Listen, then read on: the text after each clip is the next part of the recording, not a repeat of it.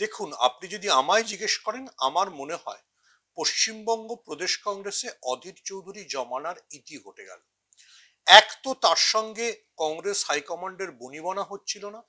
দ্বিতীয়ত, মল্লিকার্জুন খার্গের সঙ্গে যেভাবে তিনি প্রকাশ্যে বিতর্কে জড়িয়ে পড়েছিলেন এবং মল্লিকার্জুন খার্গে তার বিরুদ্ধে মন্তব্য করার পরে যেভাবে প্রদেশ কংগ্রেস দফতরে সর্বভারতীয় কংগ্রেস সভাপতির ছবিতে কালি লাগানো হয়েছিল, তার থেকে কংগ্রেস হাইকমান্ড অধীর চৌধুরীর উপর যথেষ্টই অসন্তুষ্ট ছিল। তাই বলা চলে অধীর জমানার ইতি হলো। দেখুন, হাইকমান্ডের সঙ্গে অধীর চৌধুরীর দূরত্ব তো ইতিমধ্যেই পশ্চিমবঙ্গে কংগ্রেসকে সাইনবোর্ডে পরিণত করে দিয়েছে। আমরা যদি দেখি 2016 থেকে ধারাবাহিকভাবে পশ্চিমবঙ্গে কংগ্রেস বামেদের সঙ্গে জোট বেঁধে লড়ছে, কিন্তু তাতে লাভ কি হয়েছে? 2019-এও লাভ হয়নি, 2024-এও মাত্র একজন সাংসদ, বিধানসভায় কংগ্রেসের কেউ নেই। তাহলে নতুন করে কংগ্রেসের হারানোর কিছু নেই, বরং অধীর পরবর্তী জমানায় পশ্চিমবঙ্গে প্রদেশ কংগ্রেস নিজেদের একটা কৌশল নিয়ে ঘর গোছাতে শুরু করতে পারে। আবার আমি যদি আমার ব্যক্তিগত মত দিই, তাহলে মনে হবে যে 2026-এ পশ্চিমবঙ্গের তৃণমূলের সঙ্গে কংগ্রেসের সমঝোতা হলে কংগ্রেসেরও লাভ, তৃণমূলেরও লাভ। কংগ্রেসের লাভ এই কারণে যে কংগ্রেস গত কয়েকটি নির্বাচনে বামেদের সঙ্গে জোট গড়ে কোনো উল্লেখযোগ্য সাফল্য পায়নি, কিন্তু তৃণমূল তুলনায় কংগ্রেসের ন্যাচারাল অ্যালি, অর্থাৎ দুজনেরই ভোট ব্যাংকটা এক। তৃণমূলেরও দরকার, যেহেতু তৃণমূলের ঘাড়ে বিজেপি নিঃশ্বাস ফেলছে এবং লোকসভা নিরিখে পশ্চিমবঙ্গের বিধানসভাগুলিতে তৃণমূল অনেকটা পিছিয়ে আছে, অর্থাৎ 217-র তুলনায় এখন তৃণমূল মাত্র 192টাতে পিছিয়ে। সেখানে কংগ্রেসের ভোট যোগ হলে হয়তো তৃণমূলের সুবিধা হবে, বিজেপি পশ্চিমবঙ্গে মাথা তুলে দাঁড়াতে পারবে না।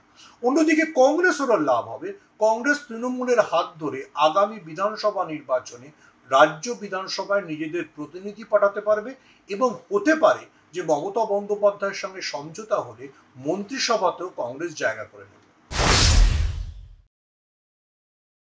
দেখুন, পশ্চিমবঙ্গে কংগ্রেস এবং তৃণমূলের জোটে প্রধান বাধা ছিলেন অধীর চৌধুরী।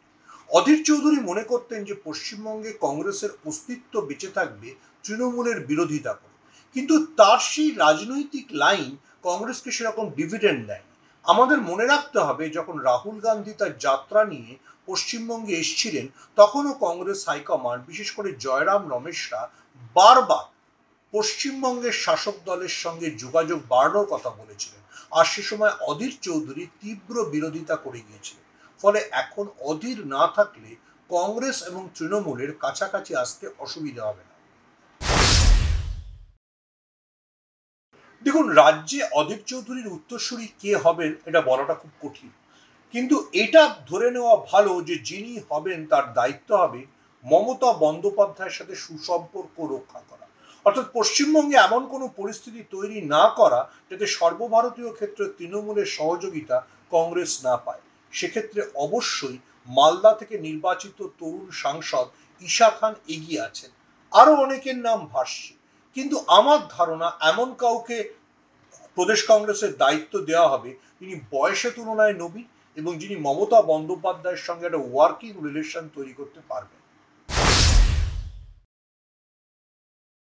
তৃণমূল কংগ্রেসের সাধারণ সম্পাদক হিসেবে অভিষেক বন্দ্যোপাধ্যায় যদি একটা রাজনৈতিক কৌশল নিয়ে এগোন, তাহলে তো তাতে কিছু অন্যায় নেই। আমরা দেখেছি বিভিন্ন ক্ষেত্রে তিনি সংসদে দাঁড়িয়ে সরাসরি রাহুল গান্ধীর সঙ্গে কথা বলছেন, কংগ্রেস নেতৃত্বের সঙ্গে আলোচনা করছেন। ফলে যদি কংগ্রেসের সঙ্গে তৃণমূলের যোগাযোগ বাড়ে এবং অভিষেক বন্দ্যোপাধ্যায় সেই সেতু বন্ধনের কাজটা করেন, তাহলে তো কিছু অন্যায় নেই। আবার বলছি যে এটা তো সত্যি কথা যে পশ্চিমবঙ্গে বামেদের ভোট পুরোটাই বিজেপিতে চলে গিয়েছে, ফলে কংগ্রেসের যেটুকু ভোট পার্সেন্টেজ পড়ে আছে বা যেটুকুকে আমরা প্রগতিশীল ভোট বলতে পারি, সেটা যদি অভিষেক বন্দ্যোপাধ্যায় কংগ্রেসের সঙ্গে সমঝোতা করে নিজেদের দিকে টেনে নেন, তাহলে আগামী বিধানসভা নির্বাচনে তৃণমূলের অনেক অ্যাডভান্টেজ।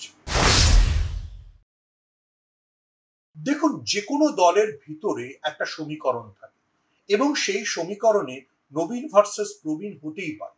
নবীন প্রজন্ম যারা, তারা উঠে আসছে এবং তারা হয়তো অভিষেকের নেতৃত্বে জায়গা খুঁজে নিতে চাইছে।